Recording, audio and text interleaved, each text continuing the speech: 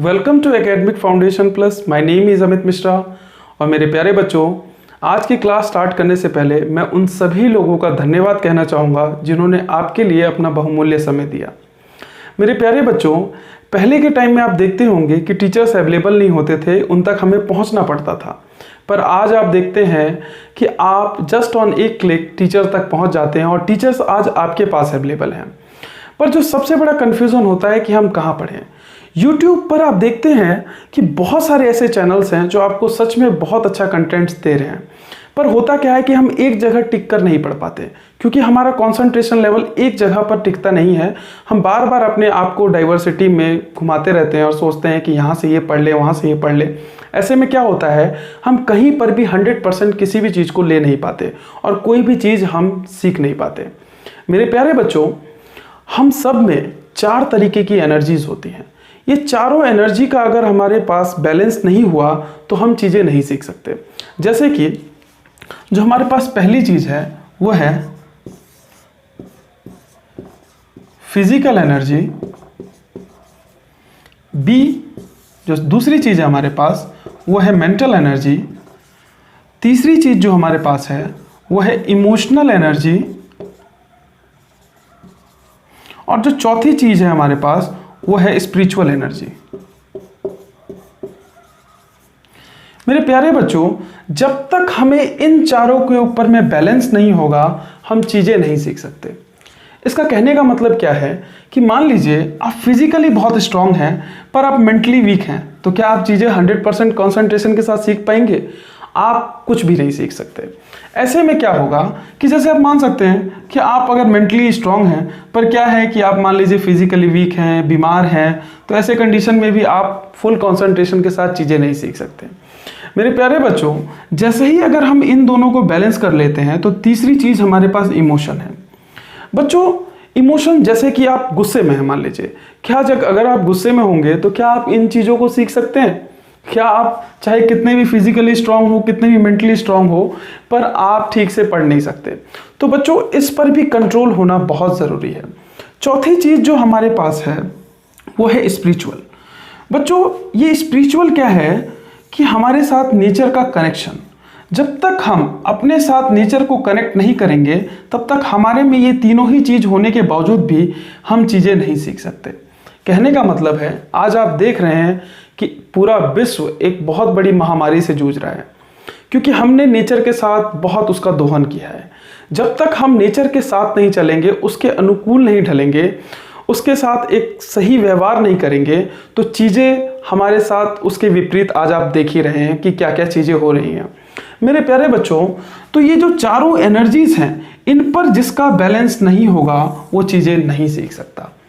बच्चों, 2 तरीके की इमोशन में चीज़ें आपने देखते हैं, आप जानते हैं, एक चीज़ होती है पॉजिटिविटी और एक होता है नेगेटिविटी। 2 तरीके के रास्ते होते हैं, या तो आपको सही जगह लेकर जाएंगे या आपको गलत जगह लेकर जाएंगे। ये आप कैसे डिसाइड करें कि आपको किस जगह जाना है? बच्चों, अगर आपका इन चारों पर कंट्रोल है, इन चारों को अगर आप बैलेंस कर लेते हैं तो आप अपने आप सही रास्ते की तरफ चलेंगे, क्योंकि जो नेगेटिव चीज़ें हैं वो आपको ज़्यादा अट्रैक्ट करेंगी। और अगर आप इमोशनली स्ट्रांग हैं तो उन चीज़ों से आप लड़ सकते हैं और अपने आप को इनसे रिमूव कर आप पॉजिटिविटी के साथ चीज़ें सीख सकते हैं और आगे बढ़ सकते हैं। बच्चों, जब हम एजुकेशन की बात करते हैं, पढ़ने के तरीके की बात करते हैं, तो ये 4 फेजेस में होता है। जैसे कि पहली चीज़ होता क्या है, हम स्टूडेंट्स में सबसे बड़ी दिक्कत कि हम चीज़ें पढ़ते हैं, चाहे कहीं से भी पढ़ी या किसी ने पढ़ाई, और दूसरी हम उसको समझते हैं। हम जैसे ही दोनों ही चीज़ें देख लेते हैं, अंडरस्टैंडिंग कर लेते हैं, तो दिक्कत कहाँ से आती है कि हम एक तो हमने पढ़ लिया, दूसरा हमने अंडरस्टैंड कर लिया। मान लेते हैं कि इससे क्या हुआ कि हम अच्छे मार्क्स ले आएंगे, 10th में 9th में अच्छे परसेंटेज आ जाएंगे, पर जो सबसे इंपॉर्टेंट चीज़ है, हम प्रैक्टिकल नॉलेज नहीं ले सकते। बच्चों, प्रैक्टिकल नॉलेज वो चीज़ है कि जब हम किसी चीज़ को पढ़ते हैं, फिर उसे अंडरस्टैंड करते हैं, समझने की कोशिश करते हैं, और तीसरी चीज़, जब हम उसे समझ लेते हैं उसके बाद उस पर थिंकिंग।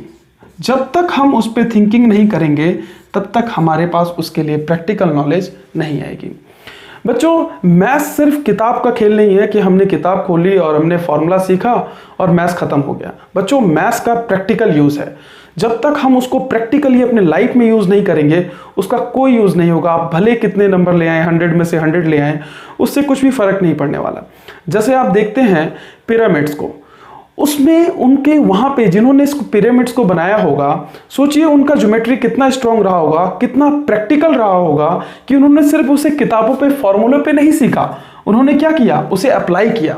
और ऐसा अप्लाई किया कि एक एक एंगल आप देखेंगे, जब आप पिरामिड्स के बारे में जब आपको पढ़ाया जाएगा तो आप देखेंगे कि उसमें उन्होंने किस तरीके से काम किया कि आज तक वो आपके सामने जीता जागता सबूत है। उस ज्योमेट्री का इतना बड़ा कॉन्सेप्ट उन्होंने प्रैक्टिकली यूज किया।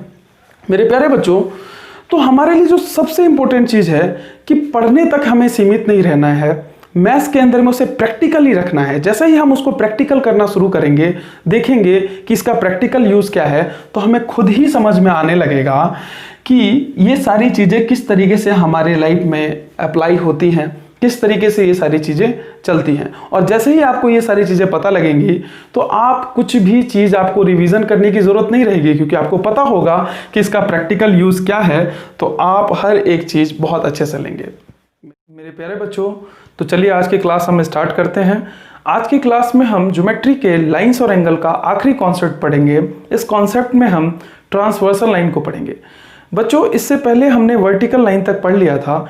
जब तक हम उन सारी चीज़ों को एक बार और रिवीजन नहीं करेंगे, तब तक अगर हम इसको समझते हैं तो हमें ये सारी चीज़ें समझ नहीं आएंगी। तो आप उस वीडियो को वापस देखें, उसके बाद ही इस वीडियो को देखें। तो चलिए हम स्टार्ट करते हैं। बच्चों जब हम ट्रांसवर्सल लाइन की बात करते हैं,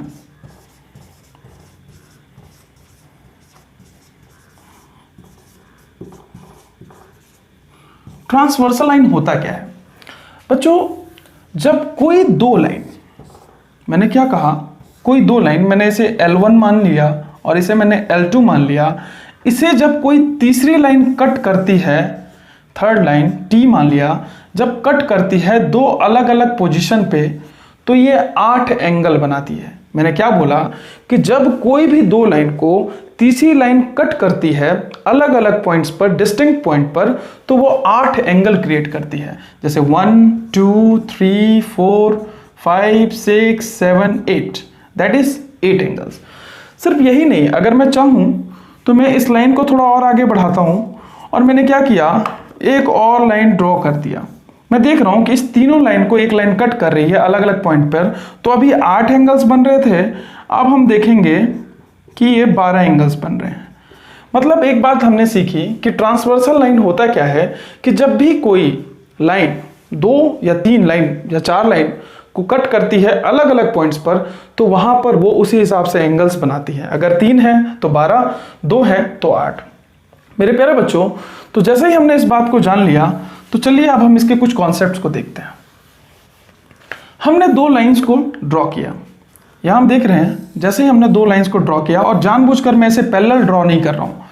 पैरेलल ड्रॉ करने का कॉन्सेप्ट कुछ और है। सबसे पहले हमें ऐसे ही समझना है कि दो लाइन आप देख रहे हैं कि ये पैरेलल नहीं है, आगे चल के इंटरसेक्ट हो सकती हैं, पर यहां हम देख रहे हैं कि ये पैरेलल नहीं है। ऐसे ही जब हमारे पास तीसरी लाइन इसे कट कर रही है, हमने जैसे ही इसे तीसरी लाइन इसको कट करवाया तो हमने देखा कि कुछ एंगल्स बने। हम इसको एंगल्स कुछ भी मान सकते हैं, तो हमने मान लिया A मान लिया, इसको B मान लिया, इसको C मान लिया, इसको D मान लिया, यहाँ पर ये E हो गया, ये F हो गया, ये G हो गया और ये H हो गया। हम देख रहे हैं कि यहाँ पर 8 एंगल बने, क्योंकि हम कुछ भी मान सकते हैं, 1 2 3 4 5 6 7 8, और हम चाहे तो ABCD K11 कुछ भी मान सकते हैं। तो बच्चों जैसे ही हमने इस लाइन को ड्रॉ किया और इसके बीच में हमने एंगल्स रख दिए, नाम रख दिए, तो कुछ इनके बीच में कुछ अलग अलग एंगल्स आते हैं। अब हम उनके बारे में जानते हैं। एंगल जैसे सबसे पहला, सबसे ए पार्ट एक्सटर्नल एंगल, जिसे एक्सटीरियर भी कह सकते हैं, एक्सटीरियर एंगल। बच्चों ये क्या होता है? एक्सटीरियर से ही समझ में आ रहा है कि बात बाहर की हो रही है। तो बच्चों ये तो इंटीरियर पार्ट है, अंदर का पार्ट है, तो बाहर वाले कौन से पार्ट हो गए? ये हो गए और ये वाला पार्ट हो गया। तो एक्सटीरियर एंगल कौन कौन से होंगे? A, B, H and G, ये सभी के सभी क्या हैं? Exterior angle. मेरे प्यारे बच्चों, जैसे हमने एक्सटीरियर जान लिया, तो बच्चों सेकंड जो B पार्ट आता है इसका, उसमें क्या है? बी पार्ट में हमारे पास इंटीरियर एंगल। जब हम इंटीरियर एंगल की बात करते हैं तो ये बात अंदर की हो रही है, तो अंदर में कौन कौन से एंगल होते हैं बच्चों? आप देख रहे हैं यहाँ पे कौन कौन से हैं, सी, डी, ई एंड एफ, ये सारे इंटीरियर एंगल हैं। हमने एक्सटीरियर जाना, इंटीरियर जान लिया, उसके बाद जो सी पार्ट आता है हमारे पास, वो सी पार्ट है करस्पॉन्डिंग एंगल्स। क्या? Corresponding angles. करस्पॉन्डिंग एंगल्स ये एक ऐसा नाम है जिसमें होता क्या है कि जब एक के ऊपर एक, कहने का मतलब है इसके ऊपर आप देखेंगे तो कौन सा है, ये वाली लाइन, और ये वाली लाइन का एंगल क्या है, ए, मतलब करस्पॉन्डिंग एंगल्स हमारे पास क्या है, ई और ए। सेम हम देख रहे हैं यहाँ पर एफ, और इसके जस्ट ऊपर वाला कौन सा है, बी, तो मतलब दूसरा कौन सा एंगल हमने ले लिया, एफ एंड बी। बच्चों इसे बहुत ध्यान से देखना है। इसी तरीके से हम देख रहे हैं इस एच एंगल के ऊपर वाला एंगल कौन सा है, ये नहीं, जस्ट इसके ऊपर, क्योंकि इस लाइन के अपोजिट है, मतलब इस लाइन के नीचे है, तो इधर भी इस लाइन के नीचे है। तो हम देख रहे हैं अगर h है तो यहाँ क्या हो गया, d, यहाँ पर h है तो d, और जो चौथा हम देख रहे हैं g है तो c, तो यहाँ पर g और c। तो हमने करस्पॉन्डिंग एंगल्स भी देख लिया, exterior, interior and corresponding angle. चौथी बात है वो क्या है, अल्टरनेट इंटीरियर, अल्टरनेट इंटीरियर और सेम एक्सटीरियर। अब ये दो बातें हम देख लेते हैं साथ में और इसे कंप्लीट करते हैं। जब हम अल्टरनेट इंटीरियर की बात करते हैं तो एक बात तो समझ में आ रहा है कि इंटीरियर का जो मतलब है बच्चों, इंटीरियर का मतलब अंदर वाली बात है।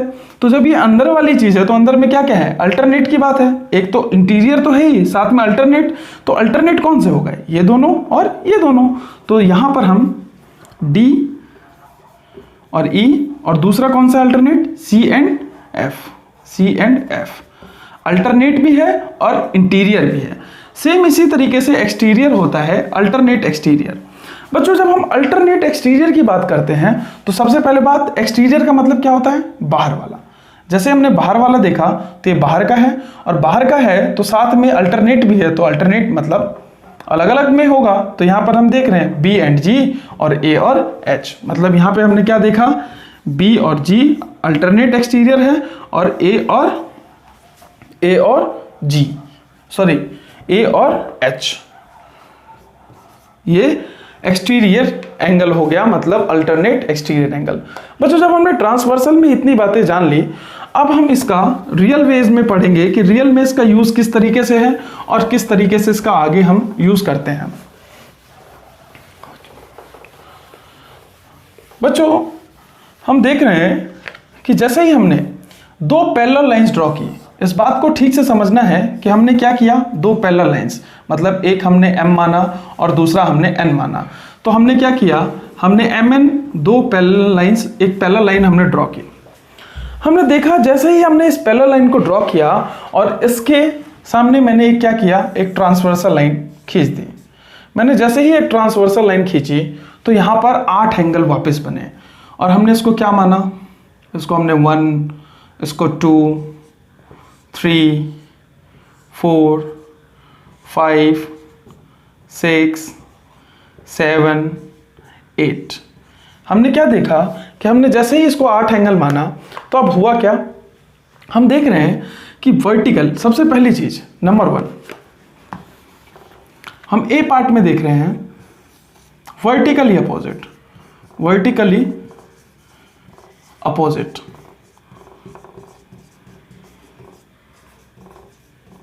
बच्चों वर्टिकली अपोजिट एंगल हमेशा क्या होते हैं, इक्वल होते हैं और अपोजिट में होते हैं। आप देख रहे हैं, सिर्फ आप इतने ही लाइन को देखिए।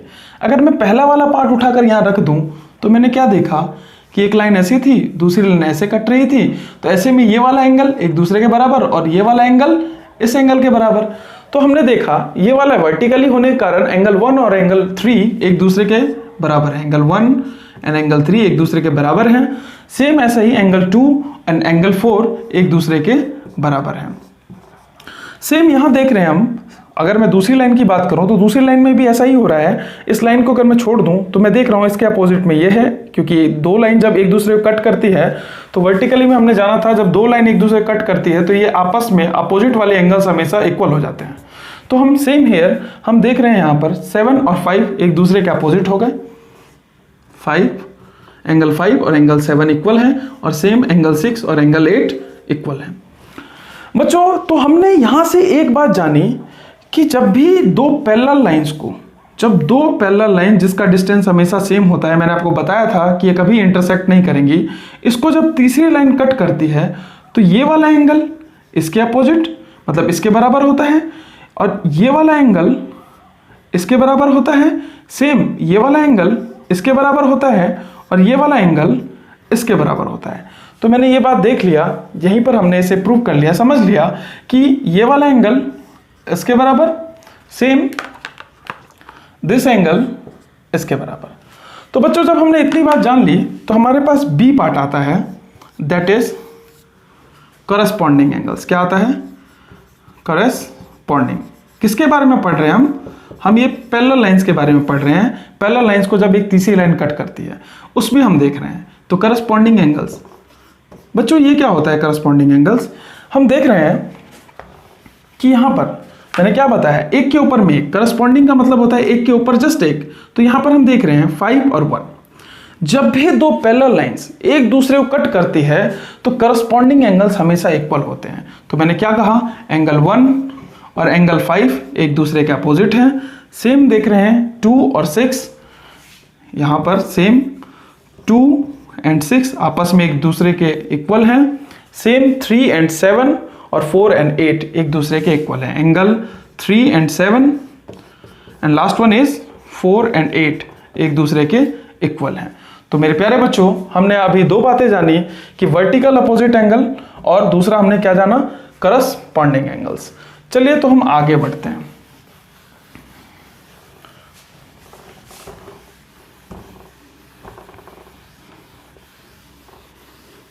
जो तीसरी इंपॉर्टेंट बात है वो क्या है कि हमें वापस से मैंने दो पैरेलल लाइंस ड्रॉ किए और हम देख रहे हैं कि 1 2 3 4 5 6 7 एंड 8।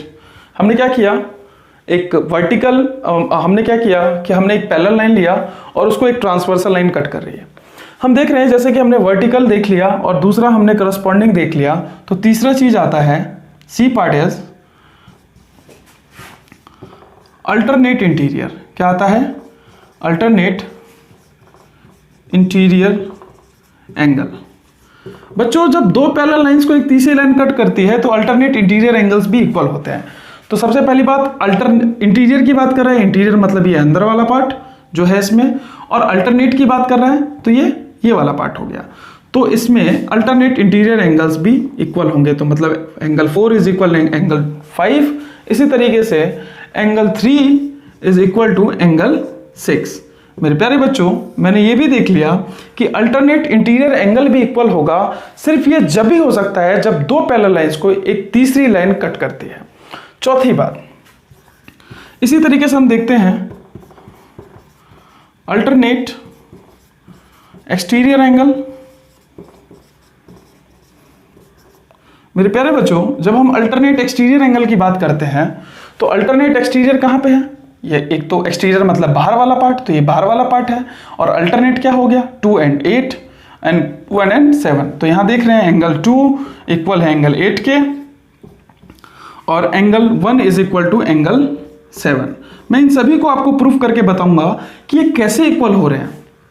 बच्चों तो जैसे ही हमने अल्टरनेट इंटीरियर देख लिया, अल्टरनेट एक्सटीरियर देख लिया, तो लास्ट पार्ट हमारा आता है इंटीरियर ऑन सेम साइड।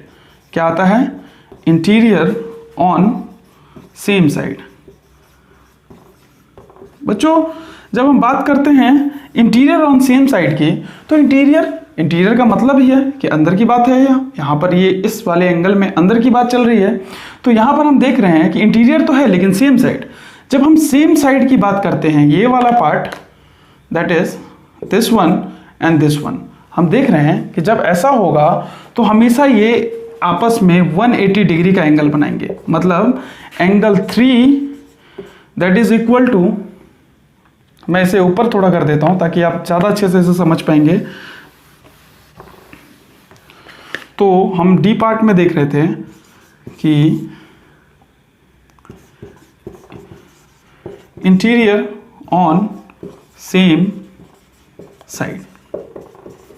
तो हम देख रहे हैं इसमें कि एंगल 3 प्लस एंगल 5 आपस में 180 डिग्री का एंगल बनाएंगे, पहली बात। दूसरा, इसी तरीके से अल्टरनेट हम देख रहे हैं, sorry, interior on same side में हम दूसरा पार्ट देख रहे हैं 4 और 6, ये भी आपस में 180 डिग्री का एंगल बनाएंगे। तो मेरे प्यारे बच्चों, हमने इतने सारे एंगल्स के बारे में देख लिया कि ये क्या थे। अब इसको हम एक एक करके प्रूफ करेंगे और देखेंगे कि किस तरीके से ये सारी चीजें हो रही हैं। चलिए,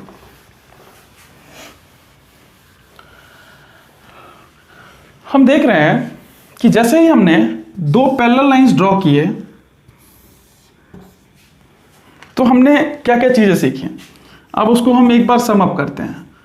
कुल मिला के कहना यह था इस पूरे ट्रांसवर्सल लाइन का कि जब 2 पैरेलल लाइन को एक तीसरी लाइन कट करेगी तो वो अगर मान लो ये वाला एंगल 40 डिग्री है तो वर्टिकली अपोजिट होने के कारण ये भी क्या हो जाएगा मेरे प्यारे बच्चों, ये भी 40 हो जाएगा।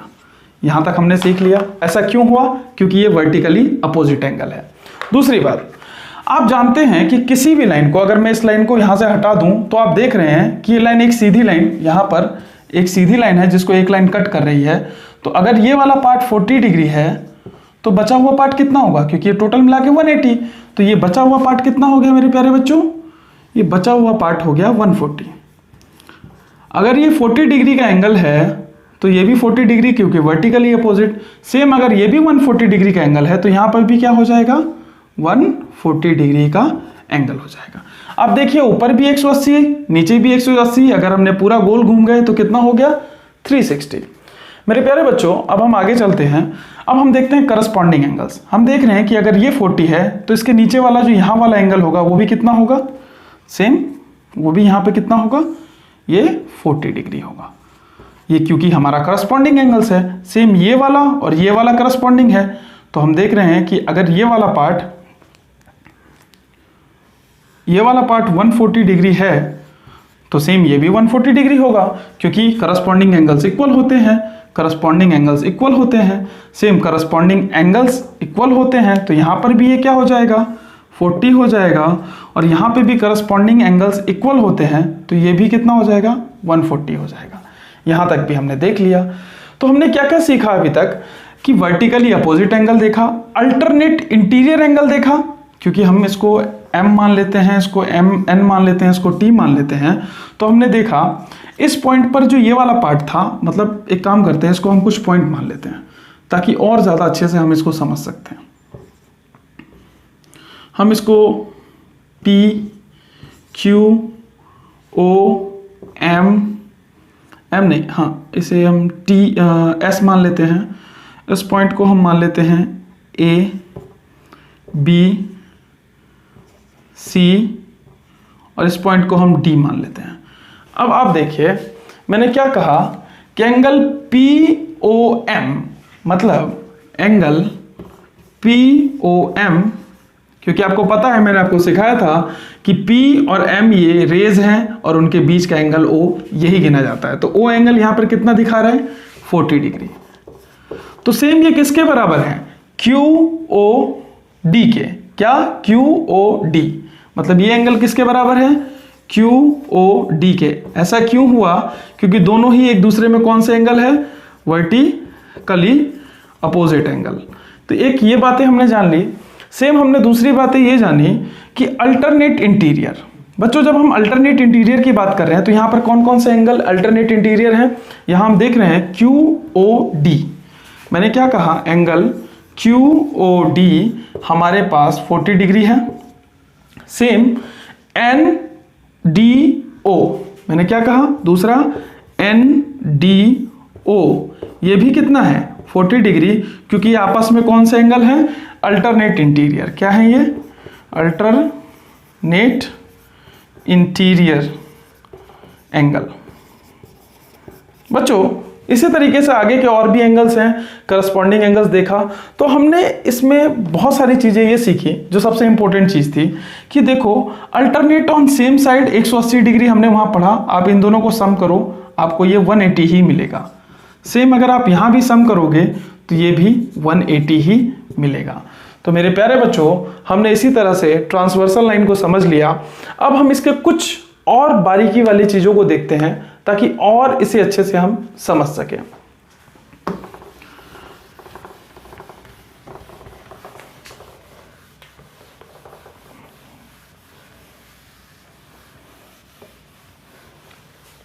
बच्चों, अब इसका अगला जो पार्ट आता है वो इस तरीके से है कि हमने जैसे ही दो पैरेलल लाइंस को ड्रॉ किया, हमने क्या किया, दो पैरेलल लाइंस को ड्रॉ किया और हमने एक ट्रांसवर्सल लाइन खींची। ये हमने खींच दी ट्रांसवर्सल लाइन। बच्चों होता क्या है, एक्चुअली में आपको एक और इंपॉर्टेंट चीज सिखाना था, वो था बाइसेक्टर। बाइसेक्टर ऑफ एंगल, जिसे हम एंगल बाइसेक्टर भी बोलते हैं। मतलब बाइसेक्टर का मतलब होता है बीच से किसी चीज को काटना। किससे? बीच से। अब बीच से कैसे काटेंगे? जैसे मैंने कहा, हमने एक लाइन ड्रॉ की, हमने एक और लाइन ड्रॉ कर दी, एक रे हमने ड्रॉ किया दो, इनके बीच का एंगल हम मान लेते हैं कि 60 डिग्री है। बच्चों ये 60 डिग्री का चेंज कैसे आया होगा? यहां से हम देख रहे हैं कि ये टोटल 60 डिग्री है। तो बाइसेक्टर क्या करता है कि इसे बीच में काटेगा। मतलब किसको काटेगा? एंगल को। ध्यान देना है, मैंने किसकी बात की? एंगल की। बच्चों ये एंगल का हम देख रहे हैं कि ये पूरा एंगल 60 है, तो ये वाला जो पार्ट है इसका यहां पर, ये 30 डिग्री का होगा। मतलब यहां से यहां तक 30 एंड देन बचा हुआ पार्ट 30। तो बच्चों ये जो बीच से जो लाइन गई, ये एक दूसरे को 30 डिग्री में बांट देगी और इसी को हम बाइसेक्टर बोलते हैं। बाइसेक्टर किसी भी लाइन को, किसी भी एंगल को दो इक्वल भागों में बांट देता है। तो बच्चों यहां पर भी हम सेम चीज, एक चीज देखने जा रहे हैं कि जब भी एक ट्रांसवर्सल लाइन, बच्चों ठीक से सुनना, जब भी एक ट्रांसवर्सल लाइन दो पैरेलल लाइंस को कट करती है, तो हम अगर दो बाइसेक्टर्स ड्रॉ करते हैं, देखो करस्पॉन्डिंग एंगल्स पे, पहला बाइसेक्टर हमने यहां ड्रॉ किया और दूसरा बाइसेक्टर हमने यहां ड्रॉ किया। हम देखेंगे कि ये दोनों बाइसेक्टर, इसे हम बाइसेक्टर B1 मान लेते हैं, इसे B2 मान लेते हैं। ये दोनों बाइसेक्टर वाली जो लाइन है, ये दोनों B1 B2 हमेशा पैरेलल होंगी। क्या होंगी? पैरेलल होंगी। कैसे होंगी? इसे हम अभी नॉर्मल वे में सीखेंगे, उसके बाद जब हम क्वेश्चंस बनाएंगे तो इसको और अच्छे से सीख लेंगे। मान लेते हैं हमारा पिछला वाला ही टॉपिक देखते हैं। तो ये कितना डिग्री था टोटल? यहां से यहां पूरा कितना था? 40 डिग्री था। बच्चों अगर ये 40 डिग्री था तो आप ही बताओ, जब इसे बाइसेक्ट करेगा तो ये कितना हो जाएगा? 20 और ये भी 20 और ये टोटल 180 होता है। जब इतना पार्ट 40 था तो बचा हुआ पार्ट कितना होगा मेरे प्यारे बच्चों? ये 140 हो जाएगा। सेम वर्टिकली अपोजिट एंगल होने के कारण ये भी कितना हो जाएगा? 40 डिग्री हो जाएगा। और अल्टरनेट इंटीरियर एंगल होने के कारण ये भी कितना हो जाएगा? 40 हो जाएगा। और 40 और एंगल बाइसेक्टर है तो ये भी 20 और ये भी 20। तो हमने देखा कि इस पूरे पार्ट में हमने ये पूरा पार्ट स्ट्रक्चर जो है, इसको हम वापस से सिर्फ इतने ही पार्ट को उठाते हैं। हमने क्या किया, हम सिर्फ इतने ही पार्ट को लेते हैं और इसको समझने की कोशिश करते हैं कि ये पैरेलल क्यों हुए। जब हमने इतने पार्ट को उठाया तो हम देख रहे हैं ये B1 लाइन समथिंग ऐसे है और जो B2 लाइन है ये समथिंग ऐसे है। इसे हम B1 था हमारे पास, ये B2 था। हमने इस फिगर में से सिर्फ इतनी ही बात निकाली और दूसरा एक लाइन को यहाँ कट कराया। आप देख रहे हैं ये जो लाइन है, ये लाइन समथिंग लाइक ऐसे कट कर रहा है। अब आपको पता है कि ये वाला एंगल कितना है मेरे प्यारे बच्चों? ये वाला एंगल कितना है? 20 डिग्री। आप देख रहे हैं यहाँ पे ये 20 डिग्री है। सेम ये वाला एंगल कितना है? 20 डिग्री। तो मेरे प्यारे बच्चों आप देखो कि ये लाइन हम चाहें तो इसको थोड़ा सा और आगे बढ़ा दें, इससे कोई प्रॉब्लम नहीं है, क्योंकि एक लाइन है, लाइन आगे बढ़ सकती है। जब दो पैरेलल लाइंस के, जब दो करस्पॉन्डिंग एंगल्स इक्वल हैं किसी एक ट्रांसवर्सल में, तो ये अपने आप ही एक दूसरे के पैरेलल हो जाएंगे। जैसे हमने यहां देखा कि जब दो पैरेलल लाइंस को एक तीसरी लाइन कट करती है तो करस्पॉन्डिंग एंगल्स इक्वल होते हैं। तो सेम हेयर यहां पर भी जब दो करस्पॉन्डिंग एंगल्स इक्वल हैं तो अपने आप ये B1 और B2 बाइसेक्टर एक दूसरे के पैरेलल हो जाएंगे, ये दोनों के दोनों लाइन एक दूसरे के पैरेलल हो जाएंगे। तो हमने ये जाना कि किसी भी करस्पॉन्डिंग एंगल्स का अगर बाइसेक्टर खींचा जाए इस लाइन के अंदर में, इस ट्रांसवर्सल लाइन में अगर दो पैरेलल लाइन के बीच में एक ट्रांसवर्सल लाइन खींची गई है तो मेरे प्यारे बच्चों उनके करस्पॉन्डिंग एंगल का बाइसेक्टर अगर किया जाए तो वो एक दूसरे के हमेशा पैरेलल होती हैं। ये हमने इसमें देख लिया। तो चलिए बच्चों हम इसमें एक आखिरी कॉन्सेप्ट सीखते हैं, इसके बाद ये टॉपिक खत्म हो जाएगा। इस टॉपिक का जो आखिरी कॉन्सेप्ट है वो है कि अगर एक लाइन है, हमने दो पैरेलल लाइंस खींची और हमने पहले वाले पे 90 डिग्री का एंगल बनाया, ये जो लाइन है ये 90 डिग्री का है। तो बच्चों जब ये लाइन यहाँ पे इंटरसेक्ट हो रही है और इसी लाइन को हमने आगे बढ़ाया, एकदम सीधी लाइन ये सीधा कट करते हुए नीचे तक आई और हम देख रहे हैं अगर ये 90 डिग्री का है तो ये भी 90 डिग्री का होगा। ऐसा क्यों? क्योंकि 90 डिग्री तो अपने आप ही 180 डिग्री होना चाहिए, तो ये भी 90 डिग्री, क्योंकि ये दोनों पैरेलल लाइंस है, ये M और ये N दोनों पैरेलल लाइन हैं और इसको एक जो लाइन कट रही है एकदम वर्टिकली सीधी लाइन कट कर रही है इसको।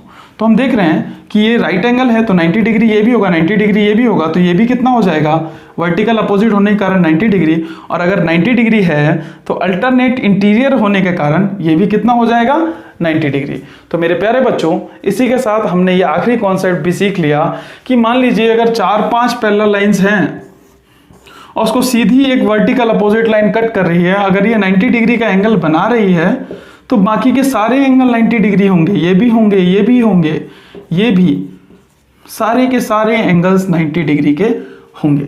मेरे प्यारे बच्चों तो इतनी सारी बातें जानने के बाद अब हम एक छोटी सी चीज़ सीखते हैं जिससे ये सारा का सारा एक बार में ही समझ में आ जाएगा। बच्चों यहाँ हम देख रहे हैं कि हमने दो लाइन को ड्रॉ किया, हमने जैसे ही दो लाइन ड्रॉ किया और एक तीसरी लाइन हमने कट की और ये दोनों लाइन पैरेलल्स हैं। तो बच्चों हमें बस इतनी बातें ध्यान रखनी है, ये जो एंगल है वो इस एंगल के बराबर होगा, सेम ये जो एंगल है वो किस एंगल के, इस एंगल के बराबर होगा, और ये जो एंगल है वो किसके बराबर होगा, इस वाले एंगल के बराबर होगा। बच्चों इसी तरीके से अगर हम दूसरा देखें तो ये वाला जो एंगल है वो इस वाले एंगल के बराबर होगा, ये वाला जो एंगल है वो इस वाले एंगल के बराबर होगा, और ये वाला जो एंगल है वो किसके बराबर है, इस वाले के बराबर होगा। तो बच्चों हम जब देख रहे हैं कि ये चारों के चारों इक्वल हैं, इसी तरीके से ये वाला, ये वाला, ये वाला और ये वाला चारों इक्वल हैं बच्चों। और ये भी जानते हैं कि इन दोनों का जो सम है, इन दोनों एंगल का जो सम है वो कितने के बराबर है, 180। यहाँ भी देखिए 180 होगा, यहाँ भी देखिए 180 होगा, और आप यहाँ भी देखिए ये भी कितना होगा, 180। तो सिंपल तरीका है इस बात को समझने का। जब हम यहाँ की बात कर रहे हैं तो इंटीरियर ऑफ सेम साइड की बात कर रहे हैं, interior of same side always 180 के बराबर। तो हमने इतनी सारी बातें आज सीख ली। मेरे प्यारे बच्चों इसके बाद हम एक छोटा सा क्वेश्चन लेते हैं, उस क्वेश्चन से ये सारी बातों को क्लियर करते हैं कि इसके क्वेश्चंस किस तरीके से आते हैं, क्योंकि इसके बाद जो हमारा नेक्स्ट लेक्चर होगा उसमें हम क्वेश्चंस के बारे में ही जानेंगे, सारे एनसीईआरटी के क्वेश्चंस बनाएंगे। लेकिन अभी सिर्फ एक क्वेश्चन लेना है जिसके सहारे हम ये समझ सकें कि जितना कॉन्सेप्ट हमने सीखा उसको हम क्या यूज कर पा रहे हैं या नहीं। तो चलिए बच्चों अब हम एक क्वेश्चन लेते हैं जो एनसीईआरटी का ही क्वेश्चन है। हम देख रहे हैं कि हमने एक लाइन